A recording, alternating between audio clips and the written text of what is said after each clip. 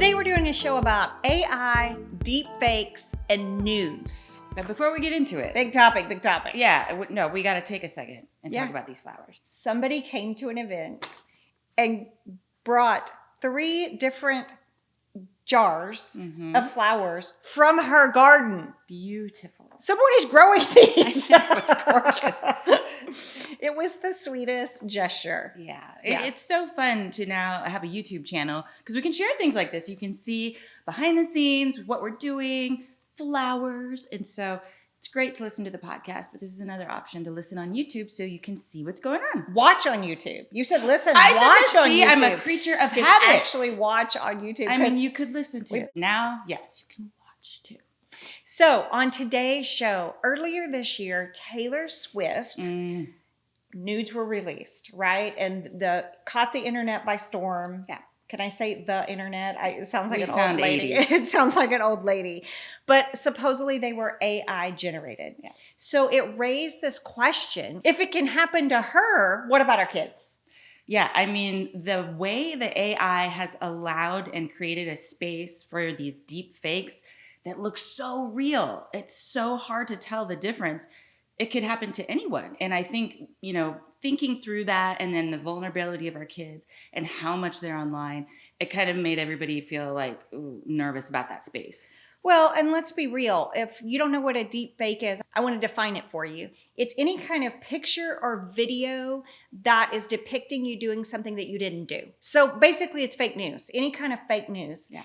And if you think about it, I could be put on a video saying something I didn't say. Yes. Or it could be a pornographic, like any of us could have a sex tape now. So the AI generated stuff is so good that it looks real. You can't tell that it's fake. Well, and it's getting better every day. Like my kids and I actually just recently were looking at some pictures and it was like this test, which one is AI generated and which one's not. And most of them we couldn't tell. Yeah.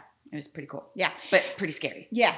Well, and I feel like everybody is talking about Taylor Swift and deep fakes and everything like that. But I'm looking at it from a different perspective because I'm thinking, how does this shift conversations with our kids about certain topics that we've covered for over a decade now? And so that's kind of what I want to dive into because I haven't seen anybody really covering this.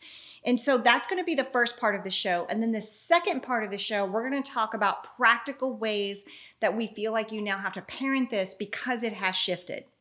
And we do want to say, as always, we don't have all the answers. We are not experts. We are parenting along with you, but there's some ideas and some things that we want to present that we think will be helpful with having these conversations with your kid. Yeah. So first, let's talk about how AI is shifting how we parent this whole thing. So the first thing that I think about is bullying. Yeah. And so kids may not have a sex tape or may not share nudes, but somebody creates it of someone and then spreads it. And so then that person is bullied. I've heard a lot of, mean girl stuff happening with this. That is my first concern that pops in my mind. And I really believe that it's going to happen in friend groups, but also online predators are going to grab pictures and then put it on and use it to blackmail kids and say, hey, if you don't give me this money, this is a nude of you. And so we need to make sure that our kids are aware of this. So same with online predators. My prediction is this, and I could be wrong. I think this is going to get really bad at first.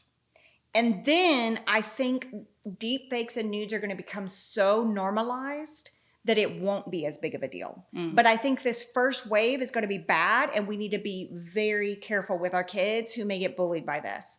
Because you guys know we always give out this stat, kids who are cyberbullied are 2 times more likely to die by suicide. So this is a very important point that we cannot miss, that if these kids are starting to be bullied by this, we know how to parent it.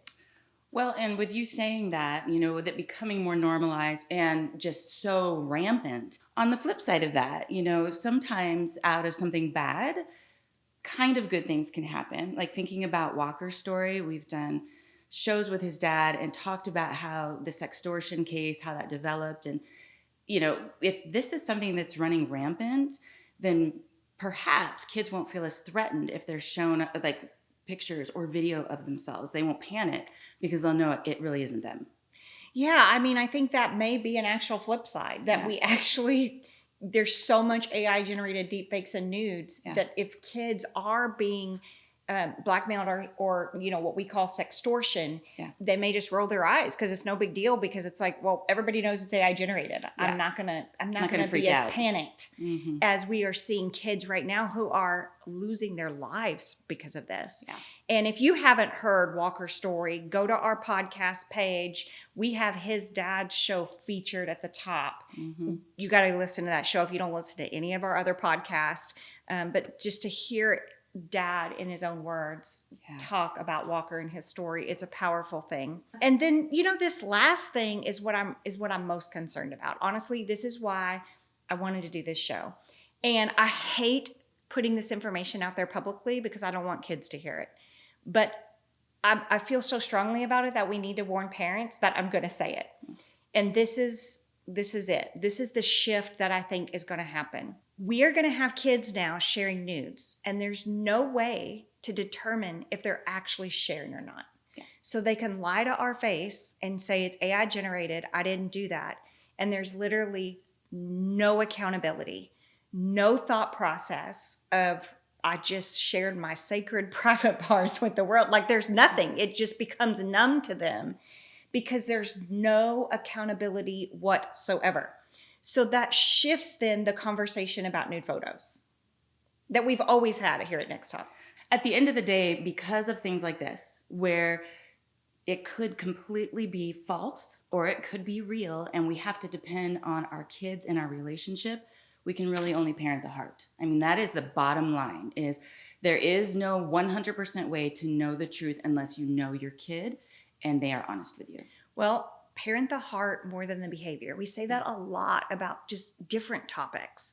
I mean, masturbation and sharing nudes, just the having integrity, this personal accountability that we have to God, between me and God, and that wrestling of, is this the right thing to do or not?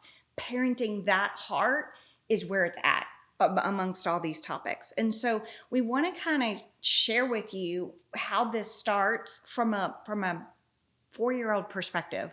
How do you start parenting the heart about this conversation?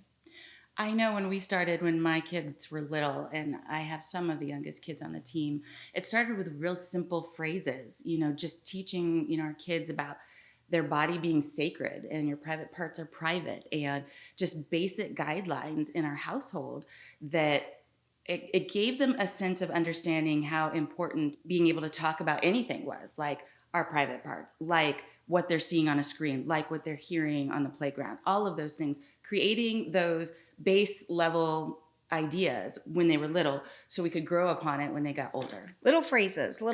We also have our red flag alert system. And one of the things in there that for little kids, what we say is we want you to report anybody in a bathing suit or less. That doesn't mean we believe bathing suit pictures are bad. Not all bathing suit pictures are bad. But when they're little, we're just trying to create that threshold that you really shouldn't be seeing naked people on a screen. The other thing, and so Kim's right, just create those little phrases. Private parts are private. Report to me anyone in a bathing suit or less. And then the other thing is you have to look for teachable moments to instill foundational truths about nude photos. So I remember when we first started on this journey, my son, he was young at the time, like 5, and he came into the bedroom while I was changing.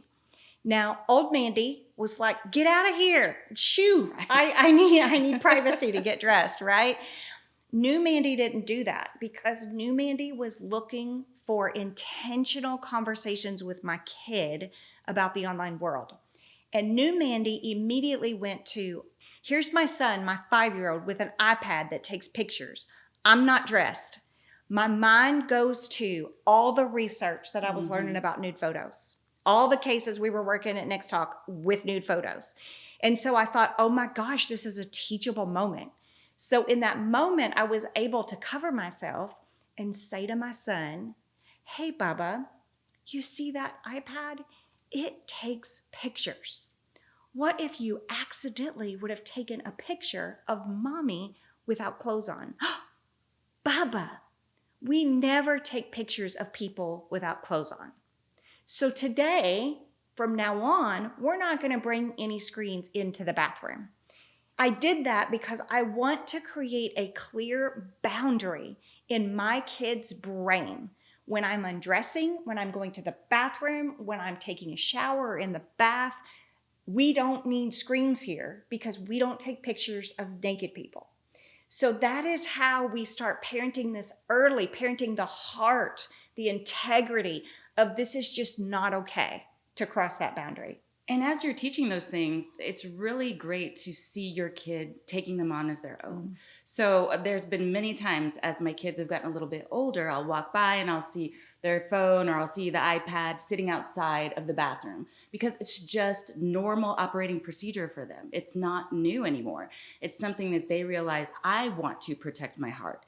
Mom taught me how, and now I'm doing it because I see the importance of it. There's just a clear boundary. There's a clear boundary. And it also helps them in conversation with their friends when, they're saying, hey, please leave your phones on the table. Or when they come over and things are a little bit different, they get to have that conversation with their friends about why they don't want to have screens in private places. And so it kind of as a ripple effect also to keep our kids safe. Well, and even though I implemented that guideline when he was 5, I remember a couple years later, he was having a bad day. And I said, let's just take a bubble bath to reset the day, kind of thing, and filled the bubble bath. And he was covered, completely bubbles other than his face. But I took a picture to text to my husband. Uh-oh. And immediately when I did, he called me out. Oh, yeah. He was like, Mom, we don't take pictures of me in the bathtub, right? And so then he became an advocate for himself because of this clear boundary I had put in place. You guys, when you don't do this, when you're not intentional about these foundational seeds planting when they're younger, what happens is they grow up, they get a phone, they walk in school locker rooms, school bathrooms, and they don't even think twice about it. Yeah. So they're taking selfies. People are undressing behind them. We've worked cases before where a kid's taking a selfie. That kid ends up being body shamed because this has been Snapchatted out. This person didn't mean to bully that person or didn't mean to body shame that person, but they're caught in the back because there's no boundaries or even a thought process, no red flag that says, you know what, people are changing in here. I shouldn't be taking pictures. So that's what we mean when we're like parenting the heart, instilling foundational truths. Yeah, we want them to hear us, but then take it on as their own and really process it. And then, like you said, it's a wrestling with their own understanding of what's best for them and wrestling with Jesus, when they're making decisions, when they're in situations. We don't want them thinking like, oh, Mom would be so mad at me. You say that all the time. Yeah. Mom's going to kill me. We don't want that. We want them to think, is this what's best for me, for my body, for this situation? And that's that foundational truth. Is this good for me? I love how you say it. You say, what is the motivation behind this picture? And, asking yourself and instilling that in your kids. The other thing is with teenagers, when your kids are older, straight up ask them, what do you think about deepfakes and nudes? Create a conversation. Tell me what's going on in your world. But also, share the stories with them. Yeah. Share Walker's story with them. They're old enough now. They have a phone. They have social media. They're exposed. So then you can actually share the stories with them. So talk about the Taylor Swift deepfakes. And we also worked a case at nextTalk, and this is a great starter conversation for your teenagers, where a kid received an email just randomly that said, here's a link to your nude photo. If you don't pay this amount of money, we are going to, send this to everybody that's on your friends list. And he had his Instagram or whatever. And this was actually came through as an email, which is weird because a lot of times we see it as like a DM and stuff like that, the conversation through that. But anyway, this teenager knew he had not shared a nude. Yeah. So he knew it was fake. He knew they had some fake picture that they were trying to get money out of him. But guess what? We had that family call local law enforcement. Local law enforcement came out and said, oh my gosh, this happened just a couple blocks over to another kid a couple hours ago. So here's the thing. If that kid had been taking nudes and had him on his phone, he would have been more likely to pay and fall susceptible to that scam. So I think that's the teachable moment here. If you've done nothing wrong, then you won't get roped into the sextortion scheme. I love this point because I Yeah. hadn't really thought of it when my kids were younger, because you're not thinking in that direction. Yeah. But it's so true to be able to say to my kid, your honesty and integrity, here's the fruit of that. Because it's hard Yeah, as you're here's the a fruit of it. I love teenager that. and as you're growing up and the pressure and, oh, my friends are doing this and that. It's easy for us just to say, don't do it. The big conversation is when we can say, here's why. Here's a tangible reason why. Here's the fruit. Here's the peace that we're talking about that you can have because of your choice to live in a life of integrity. And so that's one of my favorite talking points with teens. Absolutely.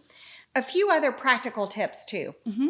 Because, that is a lot of the foundational stuff that we talk about with kids. And even also when they're little, when they do start to notice people, you're in the grocery store and maybe your young boy notices a woman and can see the bra color. Maybe the woman is dressed in a way that it's out in the open, Scantily right? clad. But that is a great teachable moment, if your kid brings it up to you and says, oh my gosh, they were wearing this color bra, whatever, then you can say, okay, yeah, she was, but guess what? Just because she was dressed like that, it doesn't give you any permission whatsoever to stare, disrespect, take a picture, or whatever. Mm-hmm. Again, you're creating this boundary that no matter what that person is doing, I don't care if somebody walks naked in front of you, it doesn't give you permission to take a picture, touch, stare, disrespect in any way. And so it's like taking those thoughts captive, right? No matter what that person is doing over there, it still does not say that I can do whatever I want to this person. Exactly. And we still need to respect this person, and we still don't need to be mean to this person. And so all of those teachable moments are good. It's about parenting that heart. Yeah, absolutely. But we also have some practical things. Yeah, some other things that really come to mind, especially with teenagers. They're always taking pictures of everything. They're always documenting things. And one of the things Mandy has always said is your phone is not a diary. And one of the things I never really thought about until I had my kid with their first phone was they're always grabbing each other's phones and they're taking pictures, they're sharing, they're like, look at this. And so even if you're not sending a nude, or even if you're not posting a picture, if it's on your phone, it can still get out there. It's still not private. And so it's really important to teach your kids about that. Your phone not being a diary, that if it's on your phone, whether you share it or not, it's still possible that it will get out there somewhere. So you got to be really careful with what you put on there. Okay, the other thing is, from a practical standpoint, you need to make sure your kid is aware of the legal consequences. So a lot of times if you ask an AI bot, is it okay to share nudes? It'll say, well, it's up to your personal opinion if you want to. But it won't sometimes lay out the actual legal consequences of this. When Snapchat rolled out their AI bot, I asked them this the very first day, and there was no legal ramifications there. And so we need to educate our kids on this. And so if your kid has a picture of a nude child on their phone, they can be charged with possession of child pornography. If they are sharing it, so say they get a nude photo, right? And then they distribute it, they airdrop it, they group text it, whatever they do, that is then distribution of child pornography. So you need to be telling your kids, just practically, whether it's AI generated, deepfake, or real, you shouldn't be having it on your phone, and you should not ever be distributing it, because that's an additional charge that they need to know about. Absolutely. I think also we need to talk a little bit about digital footprint. And so we've discussed it before on different shows, and some of the angles that we've taken is letting your kid know, when they are getting ready to apply for college or for a job, people can look back at their history and their digital footprint and see what they've done, where they went, all of those things. And so we've talked about, I think the show we did was consent. Yeah. And talking about it from that angle also, that when you're taking pictures of your kid and posting them, they don't necessarily get consent, And so you're creating a digital footprint for your kid. So on two different levels. One, your kid talking to them about their future and their future wife, their future life. What are they putting out there that could be used against them or exposed that would make them uncomfortable? Then yourself as a parent, What are you putting out there of your kid? You can be an example for your kid too by not always posting everything you do. Well, and I'm going to challenge you on that on the flip side of that, because the digital footprint is extremely, been a conversation starter in kind of a parent to heart conversation since the beginning. Like, right, what you'd say in 6th grade may affect you getting into college, right? They will follow you, and we've constantly drilled that into our kids. You have a digital footprint. On the flip side of that, now, because there's no accountability, the more AI fake deep fakes that are out there, whether they're porn or just talking videos of us saying something we didn't say, that is going to matter less and less, because kids are going to roll their eyes and be like, it doesn't matter what's in my history, because I can just say to the college, it's AI. A bully did that to me in high school, and they generated that, and that was not me. So it's almost like we're going to need to, and I'm sure there's companies out there now, we need to figure out a way that we can readily and easily determine, is this real or not? And be able to trust that technology. And again, this is an evolving situation. There may be something already out there, but this is the reason why, as kids, there's no accountability. That's my biggest concern with this. They're not going to care about their digital footprint. They're not going to care if they're sharing nudes. They're not going to care, because they can roll their eyes and say, oh, that was AI.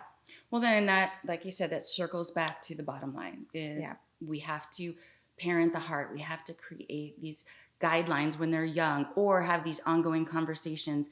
Maybe we didn't start having those conversations when they're little. It's not too late to have those conversations with your kids and share some of these practical things so that they understand how important it is that they protect their own heart and mind. It's got to be between them and Jesus at the end of the day.